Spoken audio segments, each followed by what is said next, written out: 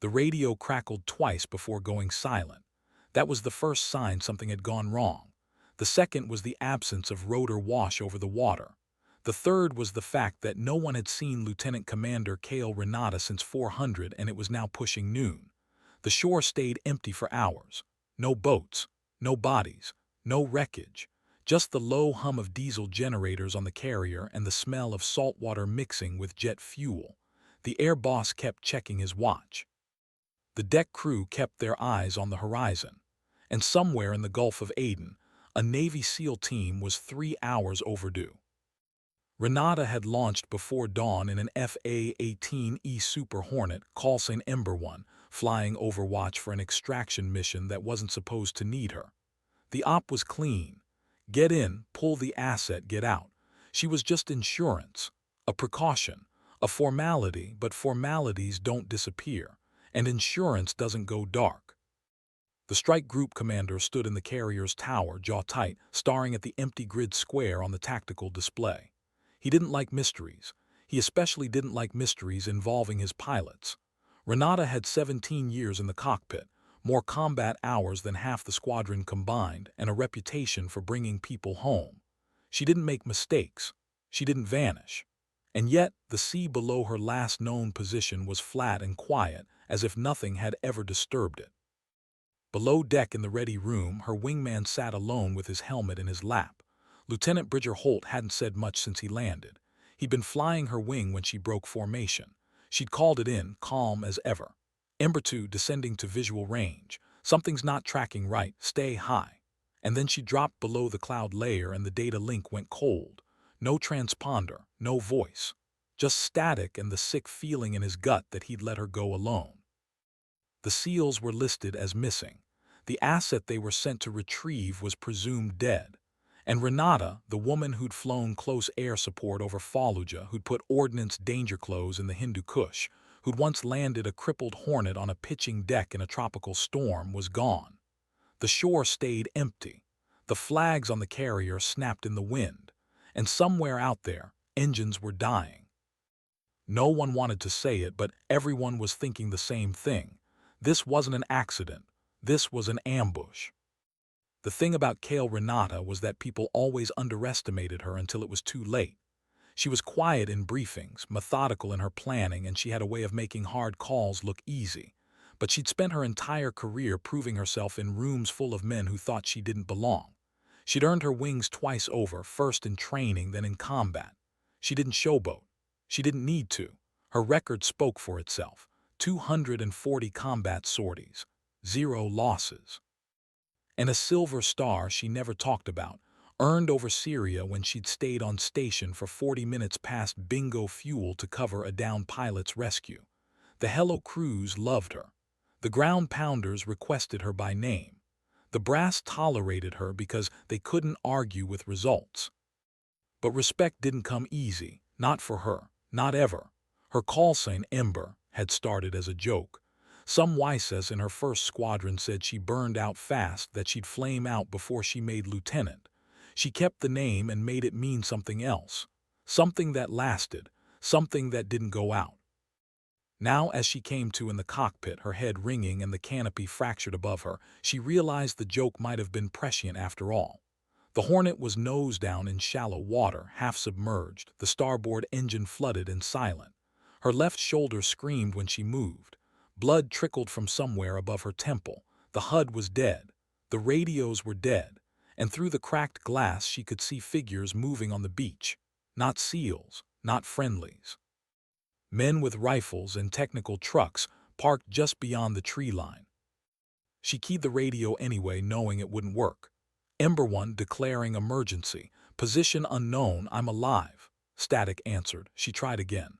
Nothing. The ejection seat had failed. Or maybe she'd been too low. It didn't matter now. What mattered was the fact that she was in enemy territory in a wrecked jet with hostiles closing in. And somewhere out there, a SEAL team was missing. Renata checked her sidearm. Full mag. 1 spare, not enough, never enough. She popped the canopy release manually, felt the warm seawater rush in around her boots. The Hornet groaned, settling deeper. She had maybe 10 minutes before it sank completely. She pulled her survival kit, her helmet, her vest. Then she looked at the shore. The men were closer now, moving with purpose. They knew she was here. They'd probably watched her go down. This wasn't random. This was planned. And that changed everything. She slid out of the cockpit and into the water, keeping low, using the fuselage for cover. Her shoulder burned. Her head throbbed, but she was alive. And as long as she was alive, she could fight. The SEAL team was out there somewhere, and if they'd been compromised, she might be their only hope, or they might be hers. Either way, sitting still wasn't an option. Ember didn't burn out. Ember lasted, even when no one was watching. The extraction plan had been simple. Too simple, Renata thought now, wading through chest-deep water toward the northern rocks. The SEALs were supposed to infiltrate a coastal compound, retrieve a Somali informant who'd been feeding intelligence on a major arms trafficking network, and exfil via rigid-hull inflatable boats before sunrise. Air support was on standby, but the mission brief said it wouldn't be needed. Low profile, surgical, clean, except nothing about this felt clean. Renata had been circling at 15,000 feet when the first hint of trouble appeared. The SEAL team's comms had gone intermittent. Not dead, just choppy, like someone was jamming them. She'd radioed the carrier, flagged it to the tactical coordinator. They'd told her to maintain station, standard procedure. Don't escalate, don't spook the op. So she'd stayed high, scanning thermal, watching for movement. And that's when she'd seen it. A second convoy, unscheduled, rolling toward the compound from the south. 6 vehicles, armed, moving fast. She'd called it in immediately. Overwatch to ground, you've got unknown contacts inbound, you're 6 o'clock, 2 clicks and closing. No response. She tried again, static, then a burst of garbled speech, gunfire in the background, and then nothing. That's when she'd made the call. Bridger had protested. We don't have clearance to engage, we don't even have confirmation they're hostile. But Renata didn't need confirmation. She'd seen enough combat to know a setup when she saw one. I'm going low. Cover me. She descended fast, breaking through the cloud deck, throttling back to subsonic. The compound lit up below her, muzzle flashes dotting the perimeter. The SEALs were pinned. She could see the thermal signatures clustered near the north wall, taking fire from 3 sides. She armed her weapon systems, locked targeting, and prepared to roll in hot.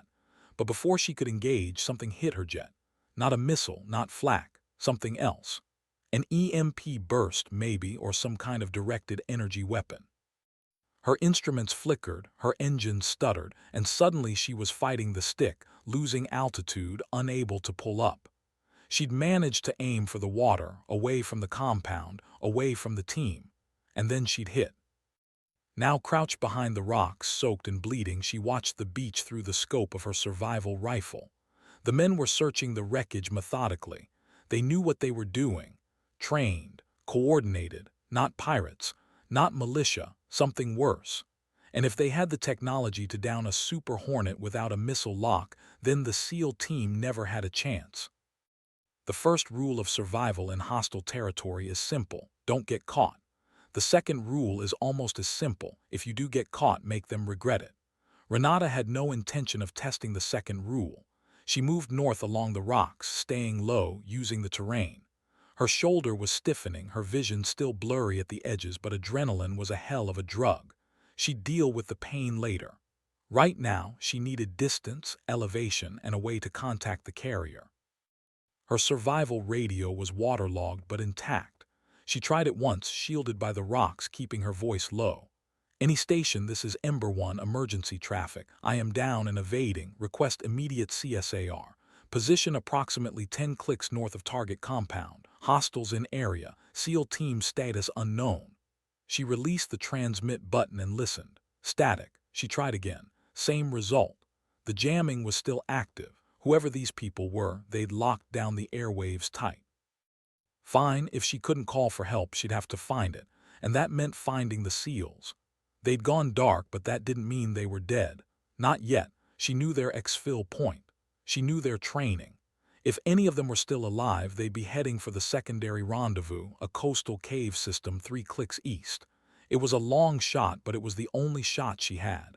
She checked her compass, oriented herself, and started moving. The terrain was brutal. Rocky, uneven, covered in thorny scrub that tore at her flight suit. She kept off the ridgeline, stayed in the low ground, moved in short bursts between cover. Her training kicked in, muscle memory from survival school, from SEER, from a dozen exercises she'd hoped she'd never actually need. Every sound made her freeze. Every shadow made her scan. But she kept moving, because stopping meant dying, and dying meant the SEALs would never get out. An hour in, she heard the helicopter. A Hind from the sound of it, old Soviet hardware but deadly if you were on foot. It passed overhead, low and slow, searching. She pressed herself flat against a boulder, barely breathing, watching its shadow slide over the rocks. It circled twice, then moved south back toward the wreckage. They were still looking for her. Good. That meant they didn't know where she'd gone. It also meant they cared, and that made her valuable, which meant they wanted her alive. That was either very good or very bad, and she wasn't sure which. She waited until the rotor noise faded completely, then kept moving. The sun was brutal now, pushing past noon, turning the rocks into ovens. Dehydration was going to be a problem soon, but not as big a problem as the patrol she spotted moving through the valley below. There were 4 of them spread out, moving tactically. Not amateurs. They carried AKs and wore mismatched fatigues, but their spacing was professional, their movements deliberate. Renata watched them from the ridge, hidden behind a cluster of sun-bleached rocks. They were searching, methodically, checking every gully, every cave, every piece of cover, and they were moving toward her position. She slid back slowly, careful not to dislodge any stones, and considered her options. She could try to slip past them, circle around, keep heading for the rendezvous. Risky but possible. Or she could wait, let them pass, hope they didn't spot her. Also risky. Or she could do something incredibly stupid and engage them. 4 against 1. Terrible odds, but if she let them keep searching, they'd find her eventually. Or they'd find the SEALs, and she couldn't let that happen. Renata checked her rifle. 5 rounds, her sidearm. 15 plus 1 in the chamber. 2 fragmentation grenades, not much but maybe enough. She picked her position carefully, a narrow choke point where the trail passed between 2 rock formations. If she could funnel them, she could even the odds. If she missed, she was dead. But she'd been in worse situations, not many, but some. She thought of her flight instructor, a grizzled Marine who'd flown Phantoms in Vietnam. He used to say, when you don't have a good option, pick the least bad one and commit. She'd hated that advice, but it had kept her alive more than once. She set up behind the rocks, sighted her rifle, controlled her breathing. The patrol was close now. She could hear their voices, low and clipped, speaking a dialect she didn't recognize. Arabic maybe, or Somali, didn't matter. She watched the first man enter the choke point. Waited. The second man followed. She let them come. The third, the fourth, all of them in the kill zone. She squeezed the trigger. The rifle cracked once. The lead man dropped. She shifted, fired again. The second man stumbled, clutching his chest. The others scattered, shouting, returning fire. Rounds spanged off the rocks. She ducked, moved, came up in a new position, fired twice more. 1 miss, 1 hit. The third man went down. The fourth was sprinting for cover, firing wildly. She pulled a grenade, yanked the pin, counted, through. The explosion shredded the air, and when the dust settled, the valley was silent. Renata waited, breathing hard, scanning for movement. Nothing. She moved down cautiously, checked the bodies, all dead. She took their water, their extra magazines, a radio. It was still active, squawking with frantic voices. They knew. They'd heard the gunfire. More would come. She had minutes, maybe less. She keyed the radio, spoke in English, clear and cold. "This is Lieutenant Commander Renata, United States Navy. You just lost 4 men. Send more. I'll be waiting." Then she smashed the radio and ran. The cave system was worse than she'd expected. Dark, cramped, smelling of guano and stagnant water. But it was cover, and right now, cover was everything. Renata pushed deeper, using her survival flashlight sparingly, checking for side passages, for any sign the SEALs had been here. She found boot prints in the mud, fresh, military tread. Her pulse quickened. She followed them deeper, moving carefully, listening. And then she heard it. A voice, low, American. "Identify yourself." She froze. "Lieutenant Commander Kale Renata, call sign Ember 1. I'm the pilot who was flying Overwatch. I'm friendly." A pause, then a figure emerged from the shadows, rifle trained on her. A SEAL, face cammed, eyes hard. He scanned her, took in the flight suit, the blood, the weapons. Proof. She recited her service number, her squadron, the name of the carrier. He lowered his rifle slightly. "You're supposed to be in the air." "Yeah, well, plans changed. Where's the rest of your team?" His expression darkened. "Dead, I'm all that's left." The words hit her like a punch. She'd been hopping, praying that more had survived, but hope was a luxury in war. What happened? Ambush. They knew we were coming, had the whole compound wired. We walked right into it, lost 3 men in the first 30 seconds. The rest of us tried to fight our way out, didn't make it.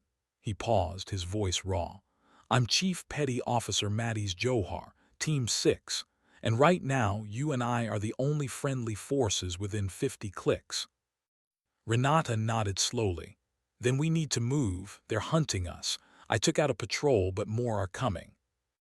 Johar studied her. "You took out a patrol alone?" "Didn't have much choice." For the first time, something that might have been respect flickered in his eyes. "Okay, Ember, you're not just a bus driver, good to know." He slung his rifle. "We've got no comms, no exfil, and no support, but I've got a plan. There's a fishing village 12 clicks east. Locals are friendly. We can lay low there, get a message out. It's a shot. It's the only shot we've got." They moved together deeper into the cave, then out through a hidden exit that opened onto a dry riverbed. The sun was lower now, casting long shadows. They moved fast, using the terrain, avoiding open ground. Johar was good, better than good. He moved like a ghost, reading the land, anticipating threats. Renata kept pace, her training meshing with his. They didn't talk much. Didn't need to. There was an understanding between them now. Survivors recognized survivors. Twice they heard helicopters. Once they spotted a convoy moving along the coastal road. Each time they went aground, waited, then kept moving. Hours passed. The sun dipped toward the horizon, and as they crested a ridge, Renata saw it. The village, small whitewashed buildings clustered around a harbor, fishing boats rocking in the water, smoke rising from cook fires. It looked peaceful, too peaceful. Johar held up a fist, signaling her to stop. They watched for a long time, scanning for threats. Finally, he spoke. "Something's wrong." "What?" "No one's moving. No kids, no fishermen, it's too quiet." He was right. The village looked abandoned, or worse. Trap. Maybe, or maybe they got here first. They approached from the north, using a dry creek bed for cover, moving slowly, weapons ready. The village remained silent. No dogs barking, no voices, just the soft lap of water against the boats and the creak of old wood. Renata's instincts screamed at her to turn back, but there was nowhere else to go. They needed help. They needed a radio. This was the only option. Johar signaled her to hold position while he moved forward alone. She watched him slip between buildings, a shadow among shadows. Minutes passed. Then he reappeared, his face grim, and waved her forward. She joined him behind a stone wall. He didn't speak, just pointed. The bodies were in the square. 20, maybe more. Men, women, children, executed, lined up and shot. The blood was still fresh. Renata felt bile rise in her throat. She'd seen combat, seen death, but this was different. This was murder, calculated, deliberate, a message. "They did this because of us," Johar said quietly. "They knew we'd come here." Renata forced herself to look away. "Then they're still here." "Yeah, probably." He checked his rifle. "We need to get out now." But before they could move, a voice echoed across the square, amplified, speaking English. "Lieutenant Commander Renata, Chief Petty Officer Johar, you are surrounded. Lay down your weapons and surrender. You will not be harmed. You have my word."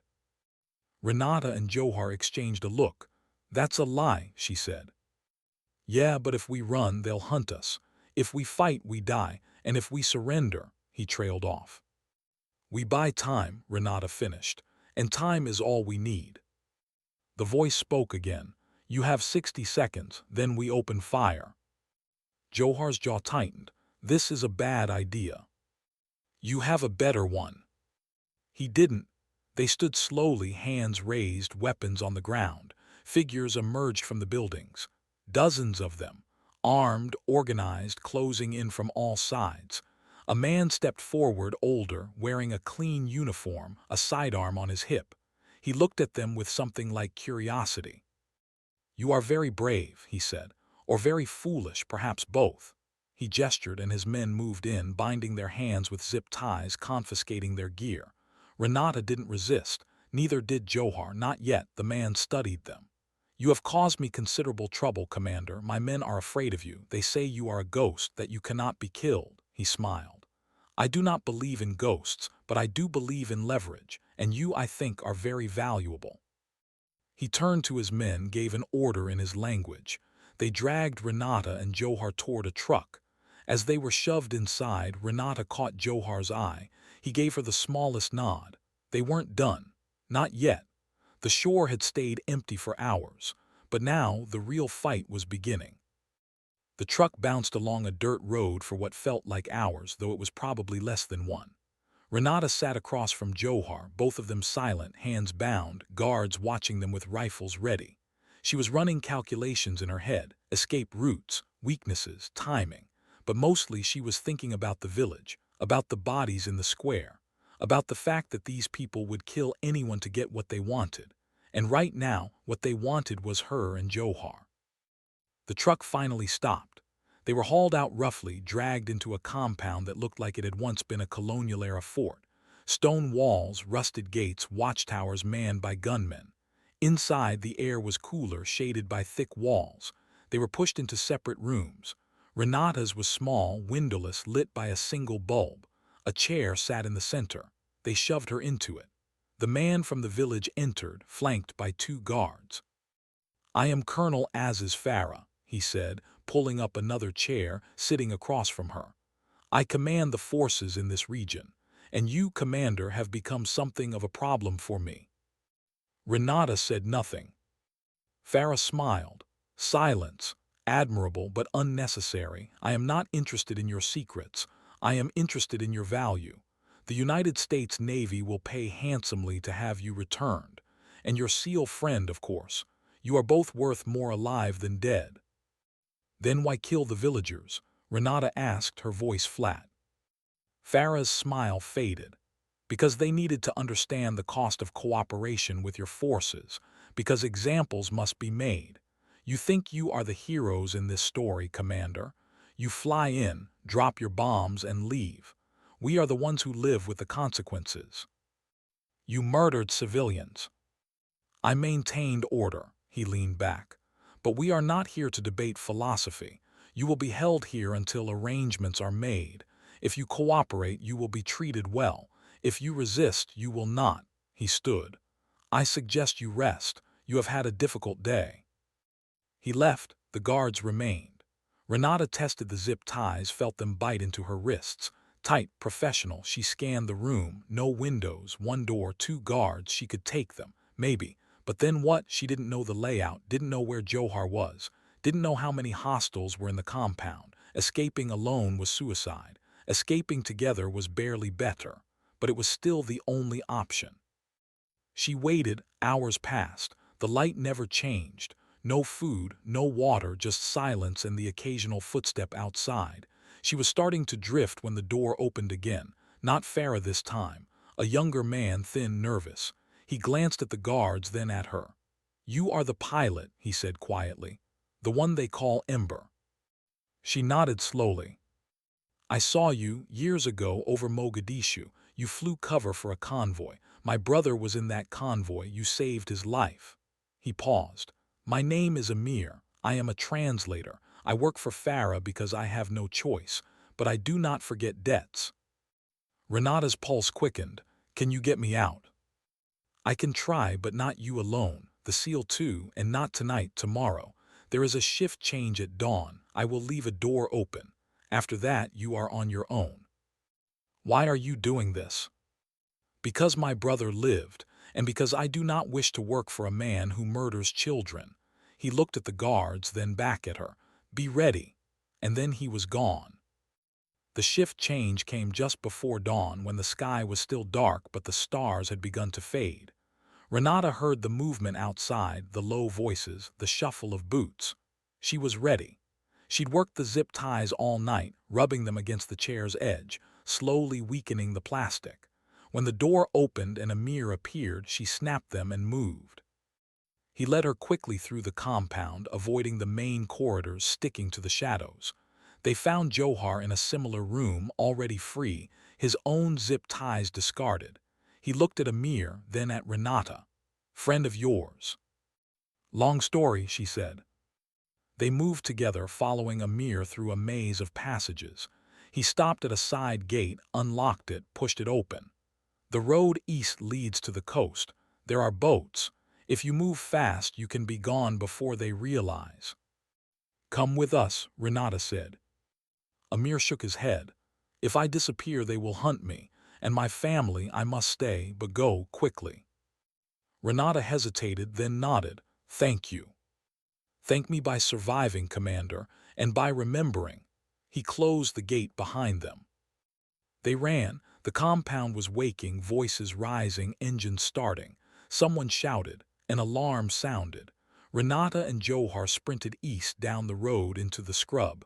Behind them, lights blazed, vehicles roared to life. The hunt was on, but they had a head start, and they had each other. They reached the coast as the sun broke the horizon, painting the water gold and red. A small fishing boat sat at the dock, engine idling. Johar grinned. "Amir thinks of everything."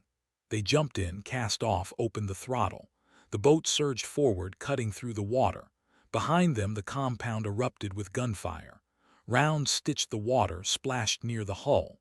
But they were moving fast, putting distance between them and the shore. Renata looked back once, saw the figures on the beach, saw the trucks arriving, saw Farah standing there watching. She turned away. They had a chance now, a real one. Johar pulled a sat phone from the boat's compartment, held it up triumphantly. "Amir really thinks of everything." He powered it on, dialed, waited. Then his expression changed. "Mayday, Mayday, this is Chief Petty Officer Mattis Johar, callsign Viking 1. I am with Lieutenant Commander Kale Renata. We are alive and evading. Requesting immediate extraction. Position approximately." He read off the coordinates, listened, then grinned. "Roger that, we'll be waiting." He looked at Renata. "Cavalry's coming." She nodded, allowed herself the smallest smile. For the first time in 2 days, she let herself believe they might actually make it. The shore stayed empty behind them, but ahead the sky was clear. And somewhere out there, a rescue was being scrambled. They just had to stay alive long enough to reach it. The helicopter appeared 40 minutes later, a Navy MH-60 Seahawk thundering low over the water.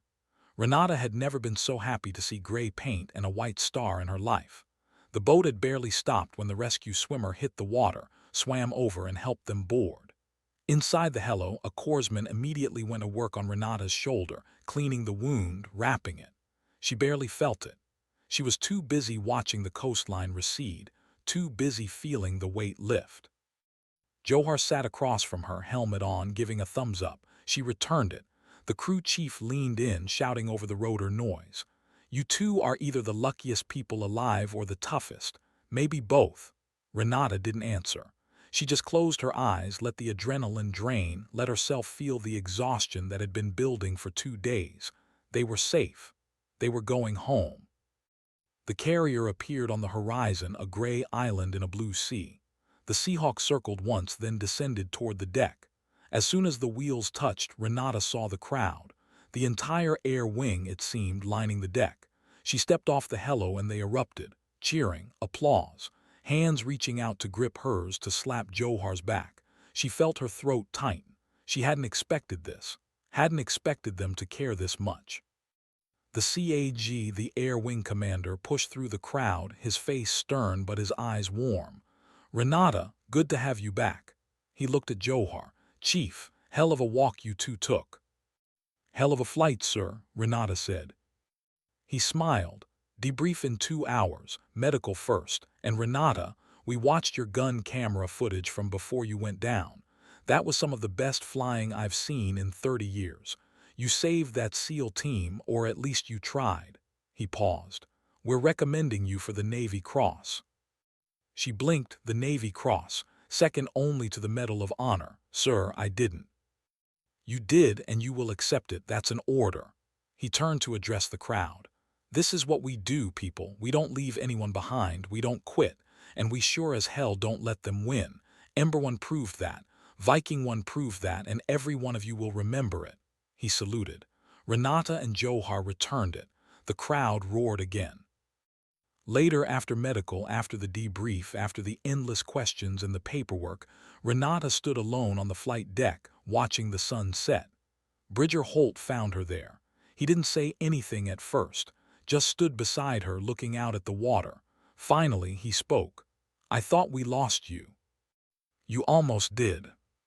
I shouldn't have let you go alone." She shook her head. "You followed orders. I made the call. It was mine to make." She looked at him. "We got the seal out. That's what matters."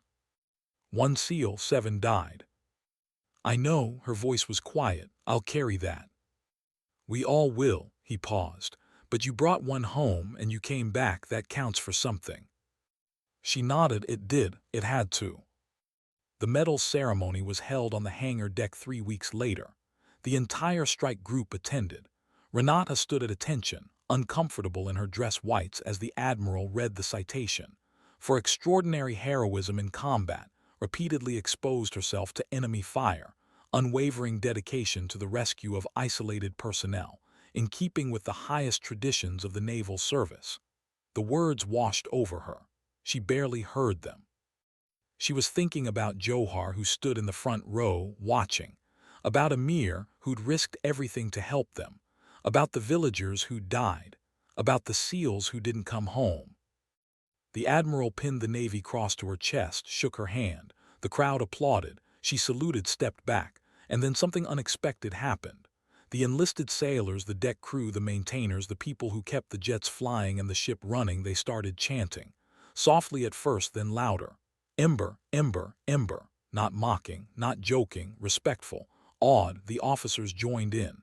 Even the admiral smiled. And Renata, who'd spent her entire career proving herself, who'd fought for every ounce of respect, finally allowed herself to feel it. She'd earned this.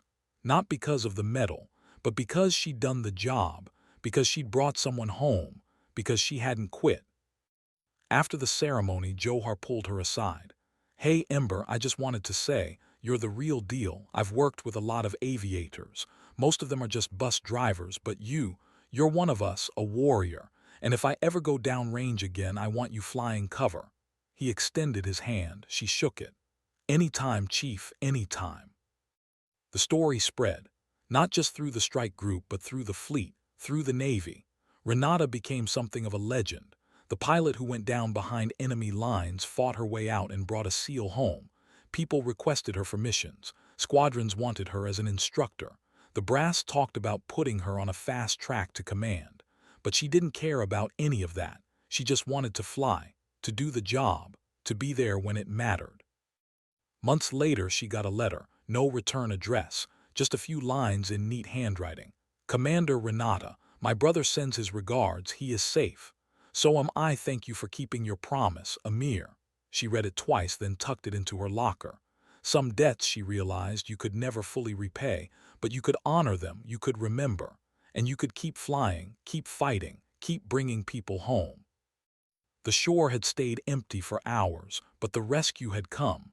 The flags had been raised, and the engines, though dying, had carried them home. That was the story, that was the legacy, and it was enough. Years later, after Renata had retired with the rank of commander, after she'd moved to a quiet town in the Pacific Northwest and bought a small house with a view of the mountains, she still thought about that day, about the empty shore, about Johar and Amir and the SEALs who didn't make it, about the moment she'd stepped off the Seahawk and heard her squadron chanting her name. It had been the proudest moment of her life, and the heaviest. She gave talks sometimes at military academies, at veterans' events.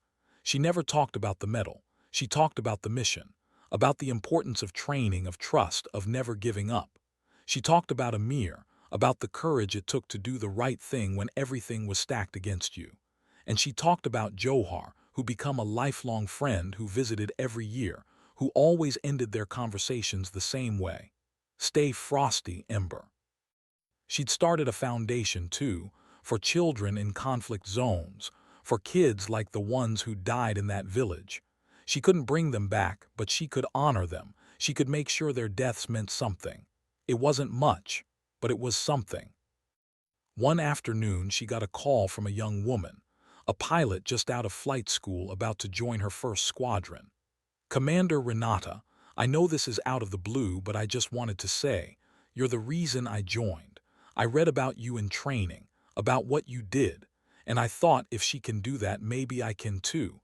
I just wanted to thank you." Renata felt her throat tighten. "What's your call sign?" "They haven't given me one yet, ma'am." "Well, when they do, make it mean something. Make it last." "I will, ma'am, I promise."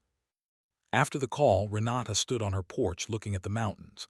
The sky was clear, the air was cool, and for the first time in a long time she felt at peace.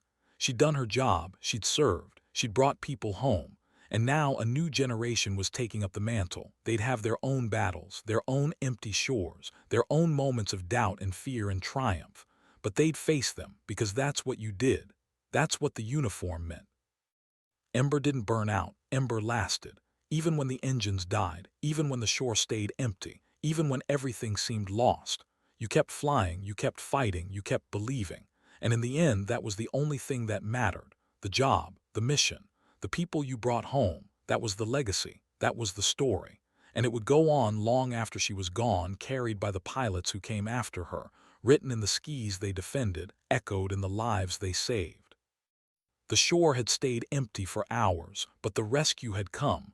The flags had been raised, and the engines, though dying, had carried them home. And that, Renata knew, was enough. More than enough. It was everything.